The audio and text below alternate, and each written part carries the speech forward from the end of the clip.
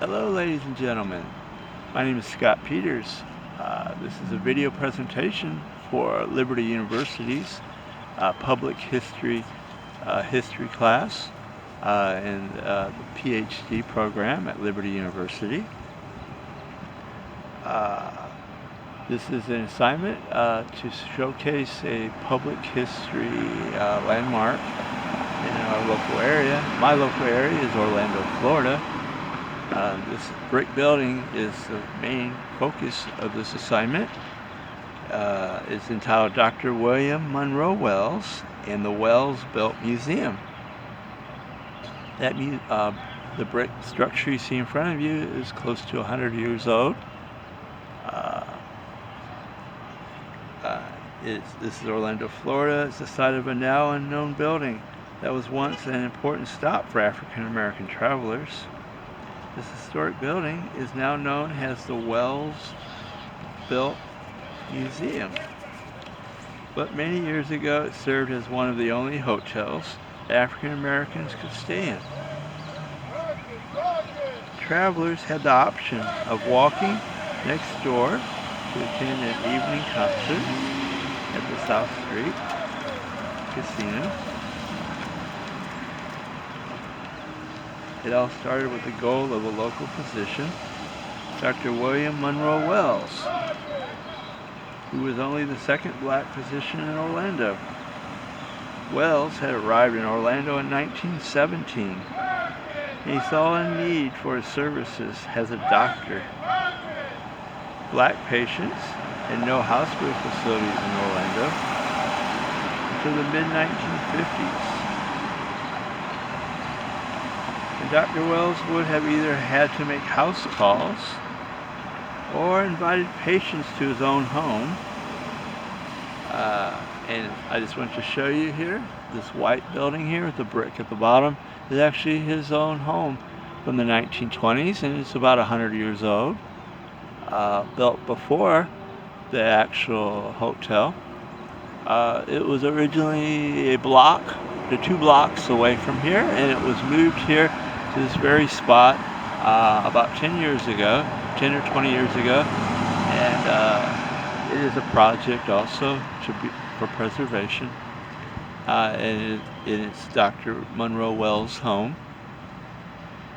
He would have possibly invited patients there to his own home, because I was told that they had a side area there inside his own home where he could treat patients. Dr. Wells would often provide free health care for low-income black families, and he was known to have delivered over 5,500 babies. Dr. Wells decided in 1926 that he wanted to assist in the lives of African Americans in other ways. So he obtained a building permit in 1926 for the Wells Built Hotel, which is that structure right there. Dr. Wells had to self-fund the building, and he became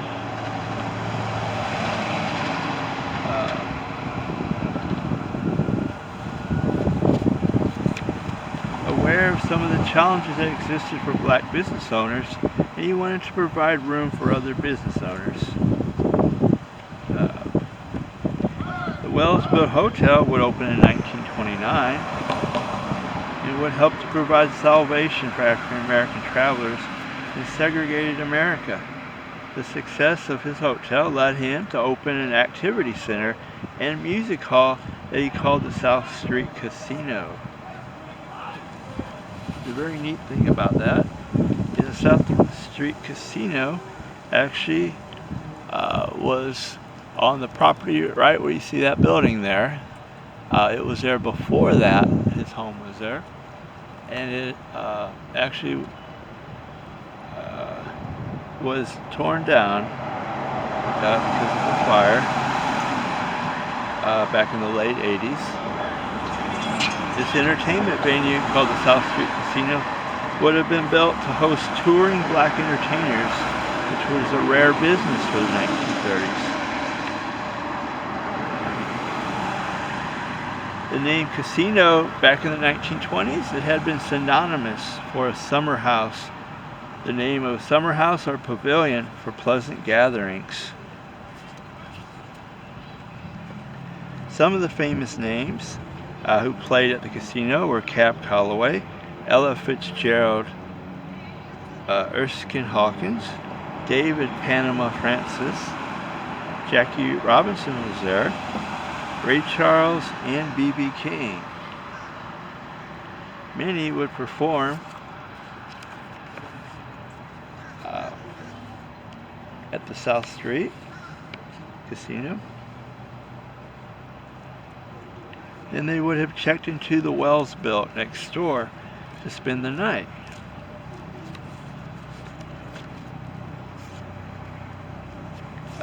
Dr. Wells was married to Clifford Irene Wells. Dr. Wells was born in Fort Gaines, Georgia in 1889. He completed his medical school at Meharry Medical School. At this time, many of the medical facilities for African Americans were of inferior quality. The surgeons were almost non-existent at the time.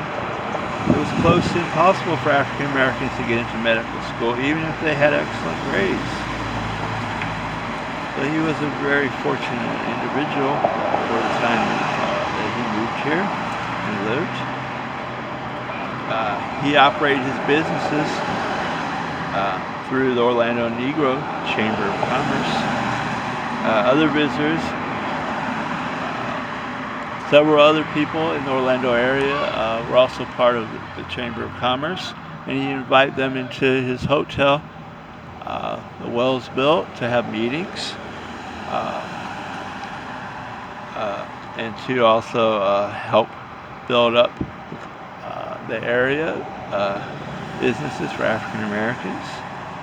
Other visitors to the hotel and to the casino were Thurgood Marshall, who was an attorney and the future first black Supreme Court Justice of the United States, and baseball player Roy Campanella. Dr. Wells was both a role model and a symbol of success among Orlando citizens. Dr. Wells passed in 1957, and his hotel and casino was then vacant for many years, since about the year 1970. But then were brought to new life by the Past Incorporated, which stands for the Association to Preserve African American Society, History, and Tradition. The Hotel Museum was opened in 2001 and is now in its 20th anniversary. The South Street Casino had fire damage and was torn down in 1989. Unfortunately, there are very few pictures of the people inside that are known to the museum. Hopefully someday in the future many of these will surface and we'll be able to see the entertainers and the customers and Dr. Wells and his family. The vacant lot that hosts the family home of Dr. Wells, which is that over there. Eventually it will become part of the museum.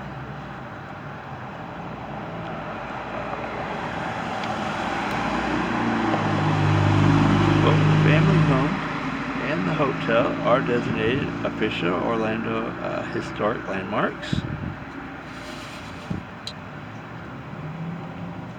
The museum is also on the National Register of Historic Places.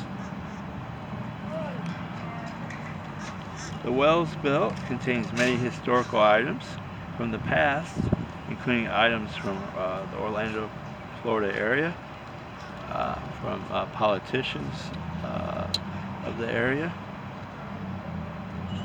Some important items include a jukebox with many of the songs from the people that would have played at the South Street Casino, a Bible from the 1800s, rare masks and dolls from Africa, and many musical items from the outstanding African American singers that would have been in the area that are known from now and from the 70s, 80s, and 90s.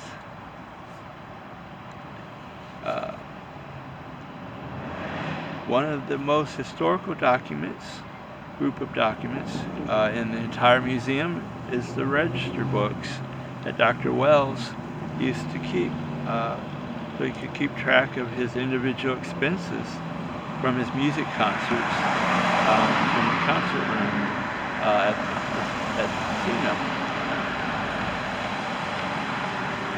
I looked at these. They individually show each and every concert and how much he spent and paid each person, such as Cab Calloway was paid $1,000 in 1949. It's very interesting to see that. The fact that he kept track of what his expenses were, what he paid them, and how much profit he made from each day. In conclusion, the contributions of Dr. Monroe Wells have been a significant assistance to the Central Florida region. The history of Orlando has benefited very much from the preservation of the Wellsville Hotel and the knowledge that we have of Dr. Wells and his important work from the early to mid-1900s. The Wells built will continue to inspire the residents and visitors of Orlando with the contributions of African Americans. The work of public historians are needed to help preserve special places like the Wells Built Museum and Dr. Wells' home. I hope that you enjoyed this video lecture and you're inspired by the history of African Americans from the past. And I hope you have a wonderful day. Thank you.